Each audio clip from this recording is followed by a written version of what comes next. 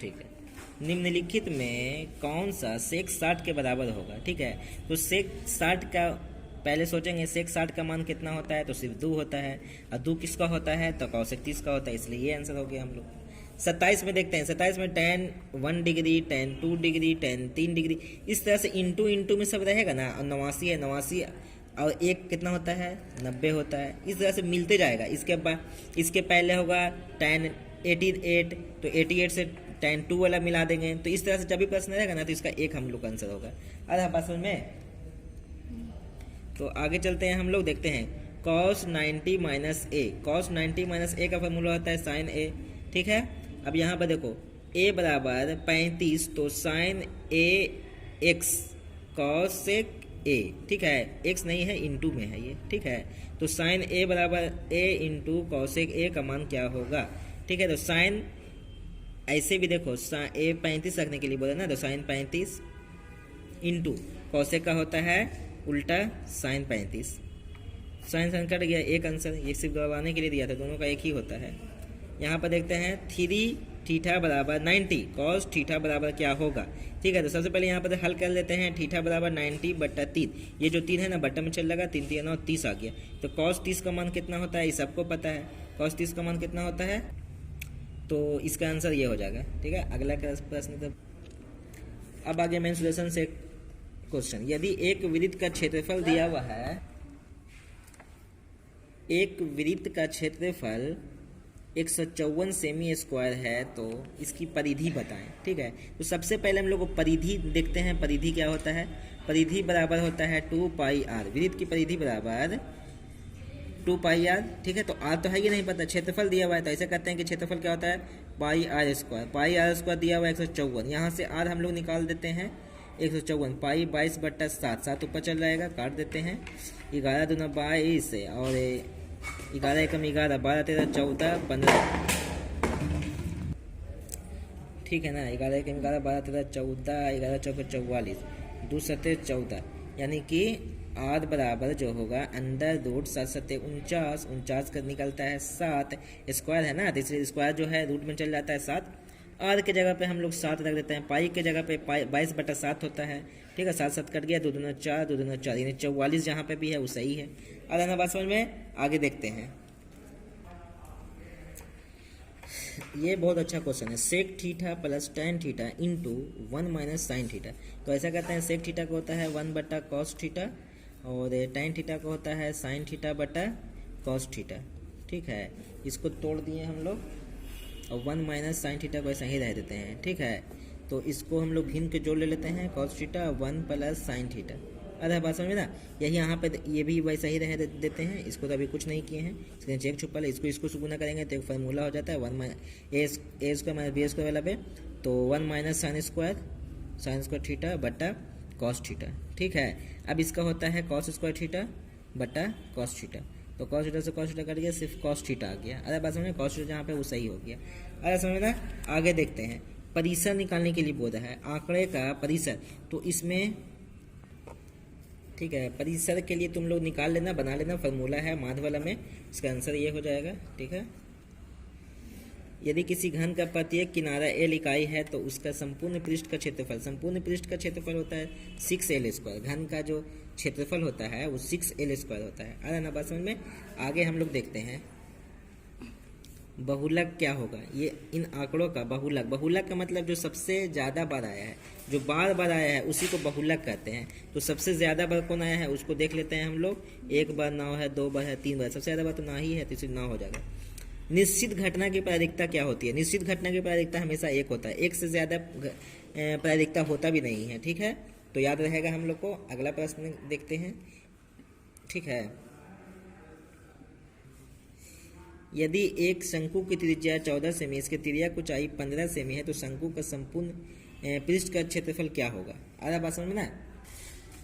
तो शंकु की त्रिज्या दिया हुआ है, त्रिज्या की ऊंचाई भी दिया हुआ है, संपूर्ण पृष्ठ क्षेत्रफल। तो संपूर्ण पृष्ठ क्षेत्रफल जो होता है ना, वो होता है pi R L plus are. ठीक है, पाई की जगह 22/7, आर की जगह पे हम लोग रख देते हैं 14, और एल की जगह पे 15 प्लस आर की जगह पे हम लोग रख देते हैं 14।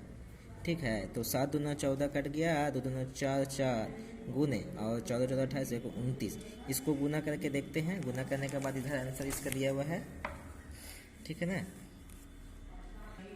तो गुना करके आया 1276। गुना कर लेना तुम लोग।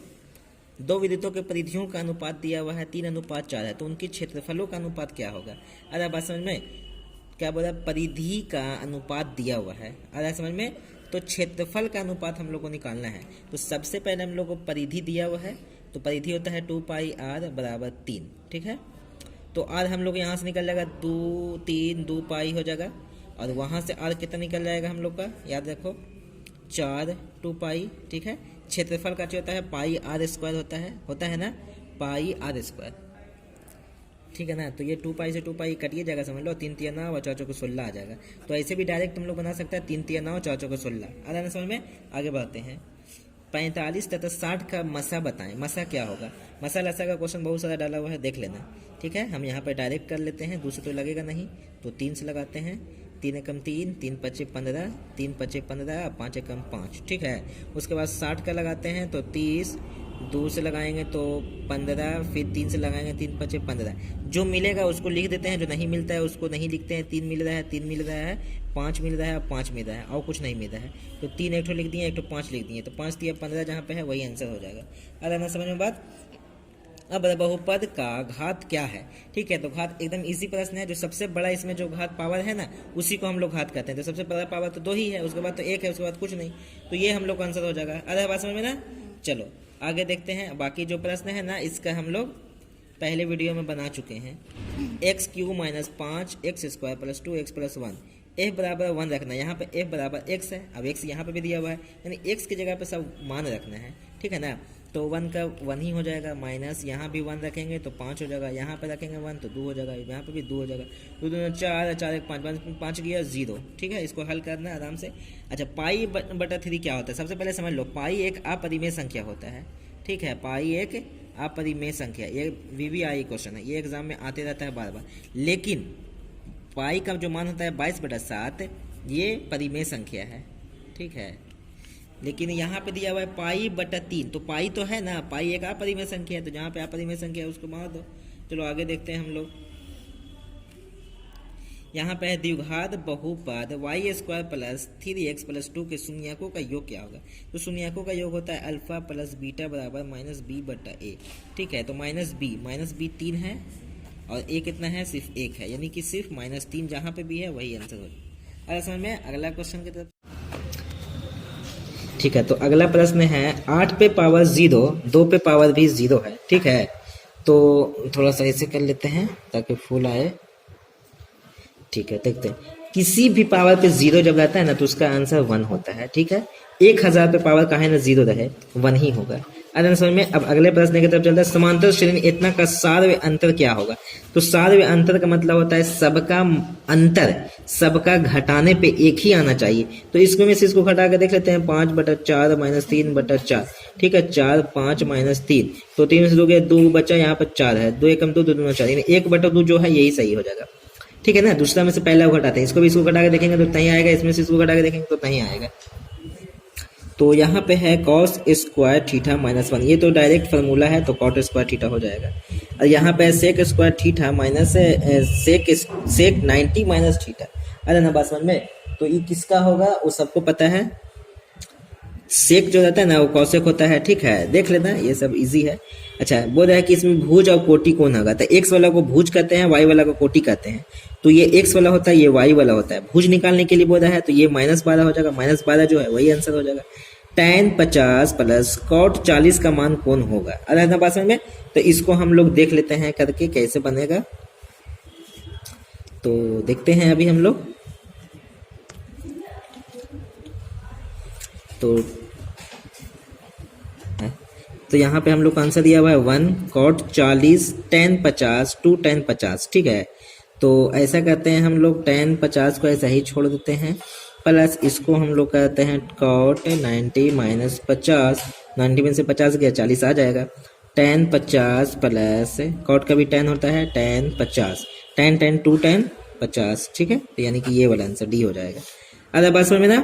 अब इसका हम लोग देखते हैं कितना होता है, cos a इंटू टेन ए, तो cos का cos a हो जाएगा इंटू टेन का होता है sin a बटा cos a, ठीक है। cos a कट गया, sin कहाँ पे है, यहाँ पे है, आंसर हो गया। अगले प्रश्न की तरफ चलते। चलो अगला प्रश्न है, यदि 4 tan थीटा बराबर 4 तो थीटा का मान बताएं, ठीक है। तो tan थीटा जो होता है वो 4 बट्टा, इसके साथ जो भी लगा रहेगा वो बट्टा में यानी गुना में जो भी रहता है भागा में चल जाता है। tan थीटा इसको काट देते हैं 1। अब बताओ कि थीटा का मान पूछ रहा है, तो थीटा tan थीटा 1 किसका मान होता है, थीटा की जगह 45 रखेंगे तभी तो 1 आता है, तो 45 यहाँ पे आंसर हो जाएगा, ठीक है। अब हम लोग देखते हैं कौसेक 17 बटा 8 है तो tan थीटा का मान, तो कौसेक का मान होता है हम लोग को याद है कि h बटा p, ठीक है। तो b यहाँ अभी हमको नहीं पता है, b निकाल लेते हैं। तो tan थीटा का होता है p बटा b ना, तो b का यूज तो करना ही पड़ेगा, तो b बराबर होता है फॉर्मूला 17 का स्क्वायर माइनस 8 का स्क्वायर, ठीक है। तो 17 का 289 माइनस 64, तो 289 में से 64 गया 5 और यहाँ पे बचेगा 2 यानी 225 का होता है 15, ठीक है। तो p के जगह पे हम लोग को तो आ गया है 15, ठीक है। p के जगह पे हम लोग कहाँ रखेंगे, हाँ यहाँ पे 15 बट्टा b कितना है, सॉरी p तो दिया हुआ है ना, p होता है 8, तो 8 ना 8 हो जाएगा। और b हम लोग को आ चुका है, b कहाँ आया है, हाँ 15 आया है, ये 8 बटा 15 सी में है, यही आंसर हो जाएगा, ठीक है ना। आ रहा समझ में। अगला क्वेश्चन देखो,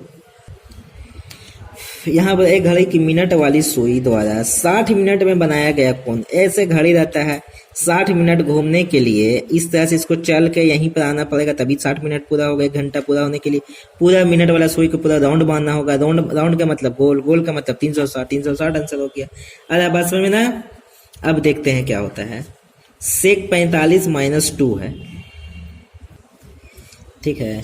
तो ये हम लोग प्रश्न देखते हैं, सेक स्क्वायर 45, तो सेक 45 का मान होता है √2 पे पावर दिया हुआ है, पावर दे देते हैं 2, तो यहाँ पे हो जाएगा 2 माइनस 2, अच्छा 2 में से 2 गया 0 जो है वही आंसर सही है, ठीक है। आगे देखते हैं हम लोग, ठीक है। थीटा बराबर बोला है कि 90 डिग्री रखना है, तो थीटा यानी कि 90 रखना है, साइन 90 माइनस कॉस 90, अरे है बात समझ में ना, ठीक है। तो साइन 90 में 1 हो जाएगा, कॉस 90 में 0 हो जाएगा, यानी कि 1 हम लोग का आंसर। अरे बात समझ में। आर त्रिज्या वाले गोला का आयतन क्या होगा, तो गोले का आयतन जो होता है ना वो होता है 4/3 पाई r3, यानी कि हम लोग को a हो जाएगा, ठीक है। अगला प्रश्न की तरफ, यदि एक वृत्त की परिधि 132 सेमी है तो इसकी त्रिज्या निकालें। तो सबसे पहले वृत्त की परिधि होता है, वृत्त की परिधि बराबर, थोड़ा शॉर्ट में ही बनाने की कोशिश करना, मतलब टाइम खत्म हो जाएगा, 2 पाई r, 132 बराबर 2 पाई r। यहाँ पर त्रिज्या निकालने के लिए बोल रहा है, तो त्रिज्या के साथ जो भी लगा रहता है गुना में वो सब भागा में चल जाता है।